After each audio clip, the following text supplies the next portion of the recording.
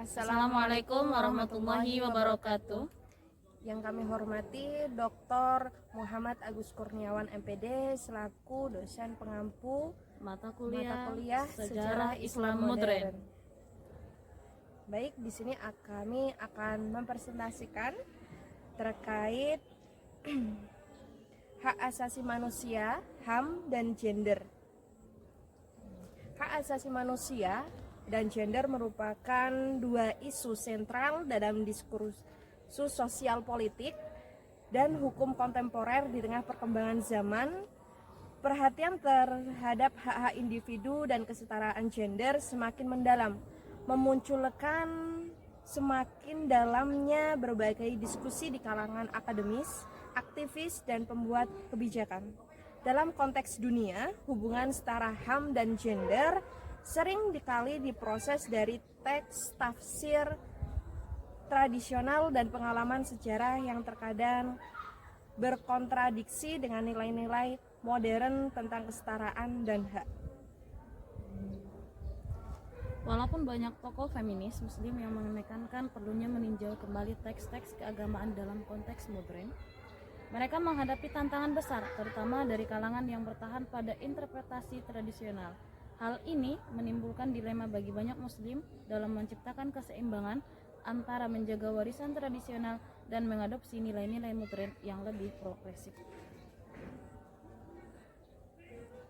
Pertama-tama, penting mendefinisikan konsep HAM dan gender dalam konteks Islam.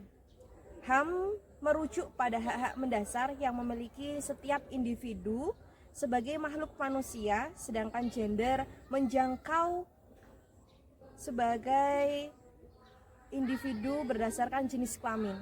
Di dalam Islam, konsep teologis tentang hak dan keadilan seringkali tercerminkan dalam ajaran-ajaran Al-Quran dan hadis, memberikan kerangka bagi pemahaman HAM dan gender. Selama beberapa dekade terakhir, gerakan feminisme dalam konteks Islam telah mendapatkan momentum. Feminisme muslim berupaya untuk mendekonstruksi narasi patriarkal yang telah mendominasi pemahaman terhadap teks-teks agama. Tokoh-tokoh seperti Aminah Wadud dan Zainah Anwar menjadi pelopor dalam mempromosikan tafsir feminis yang menekankan keadilan dan kesetaraan gender sebagai nilai fundamental dalam Islam.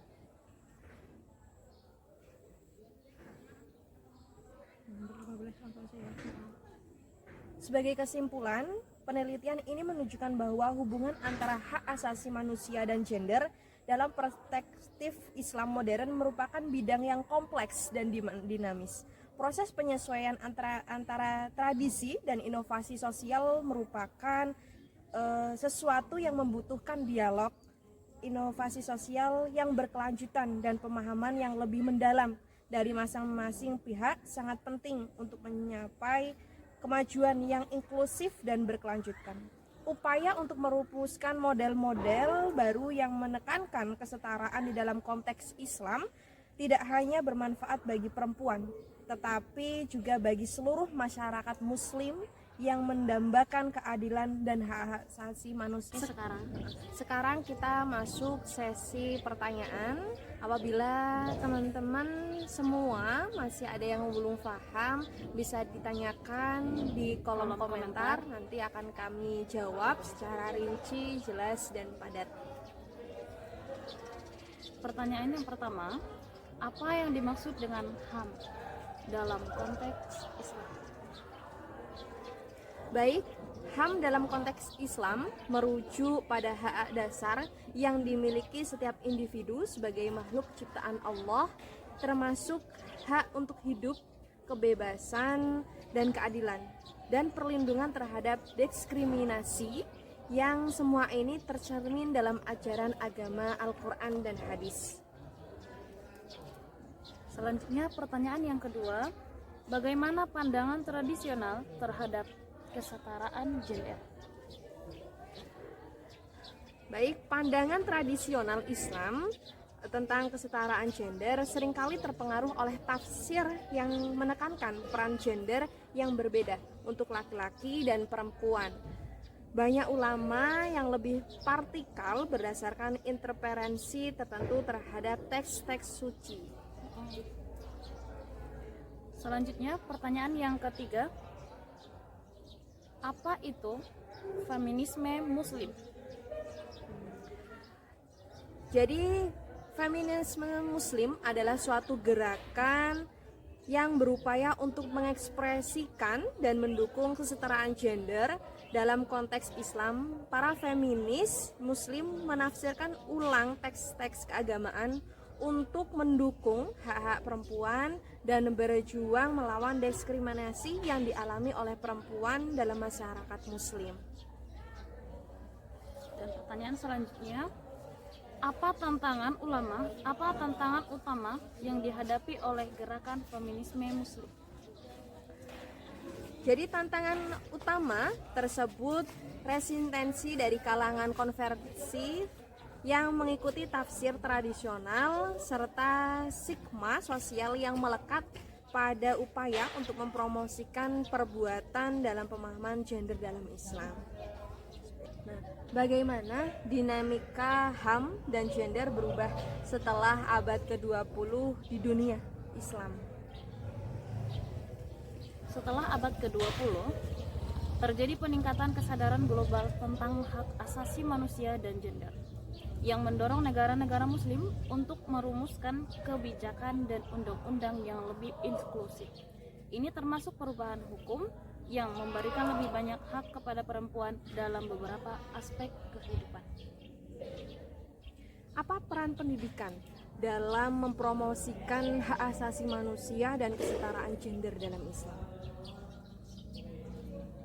Pendidikan memainkan peran kunci dalam membentuk sikap terhadap HAM dan kesetaraan gender.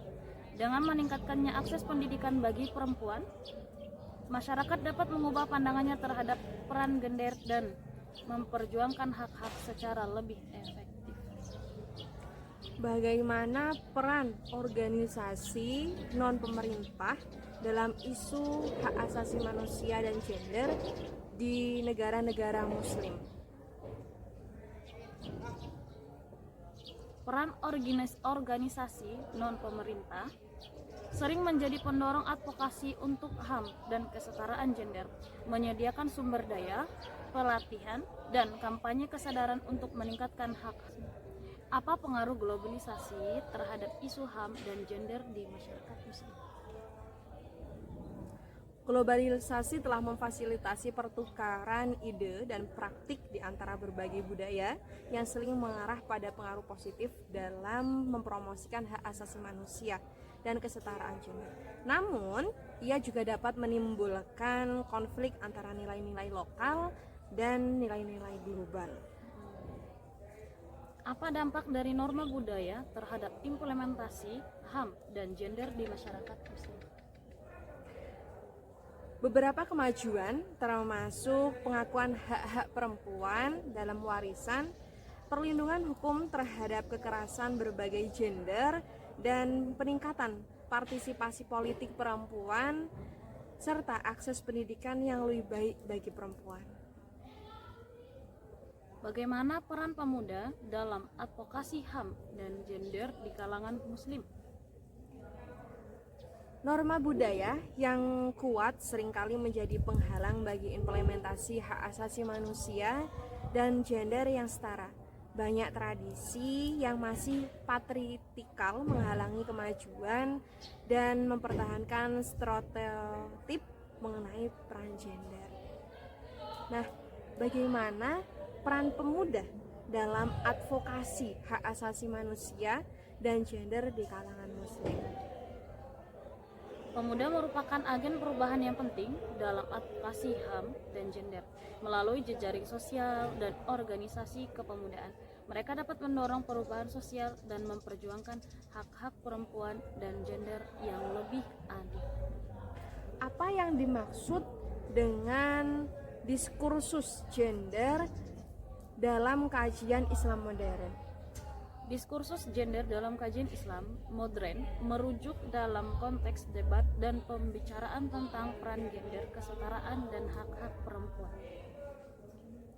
Apa yang menjadi kunci untuk mencapai keseimbangan antara hak asasi manusia dan gender di Islam? Kunci untuk mencapai keseimbangan adalah melalui dialog terbuka antara penafsir teks agama, akademisi, aktivis, dan masyarakat.